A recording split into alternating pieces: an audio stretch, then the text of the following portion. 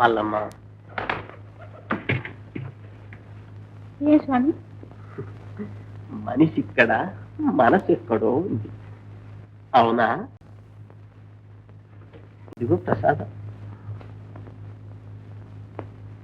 అప్పుడే పూజ అయిపోయిందా స్వామి? గంట వినపడలేదే. పరధ్యానంలో ఉంటే ఎట్లా వినపడుతుందమ్మా? వచ్చే అమావాస్యలోగా మీ బావ ఇంటికి వస్తాడు. మొన్న పెనుగొండకు పోయేస్తూ కలుసుకుని మాట్లాడి ఆ అదృష్టవంతుడు సాళువ తిమ్మరసయ్య గారి అభిమానం సంపాదించాడు.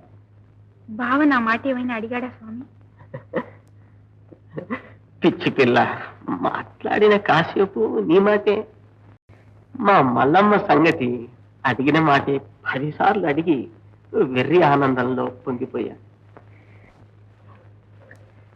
శీఘ్రమేవ కళ్యాణ ప్రాప్తిరస్తు.